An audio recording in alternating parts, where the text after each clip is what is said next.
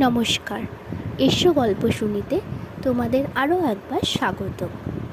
আজকের গল্প ছিলে না তুমি।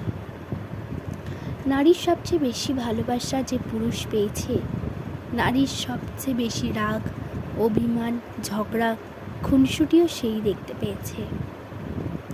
নারীরা একটুই এমনই। নারী যাকে সবচেয়ে বেশি ভালোবাসে তার উপরই সবচেয়ে বেশি অধিকার দেখায়। রাগ করে, ঝগড়া করে, অভিমান করে। নারী সরলতার প্রতিমা হয়, আবার রাগের উপমাও হয়। সব কিছুই নির্ভর করে আপনার উপর। আপনি তাকে কীভাবে ট্রিট করছেন সেটার উপর। স্বাভাবিকভাবে পুরুষের তুলনায় নারীদের বেশি মুড সুইং হয়, তাই নারীদেরকে বুঝতে পারা একটু বেশি কঠিন। আপনি হয়তো বলতেই পারেন, এত কিছুর পরও পুরুষ কেন নারীকে সহ্য করে যাবেন? রাগ, অভিমান, জেদ আপনারও আছে।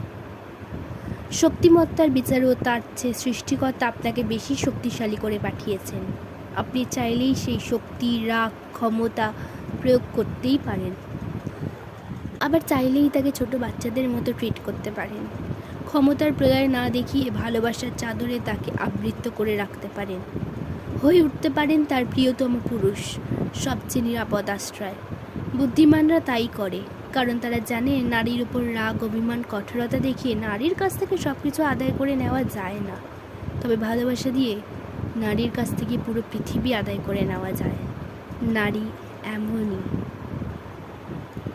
লেখায় মেহেদি হাসান শুভ্র। আজকের গল্প এতটাই। ফিরে আসছি পরবর্তী কোনো গল্প নিয়ে। ততক্ষণ ভালো থাকবেন। টাটা।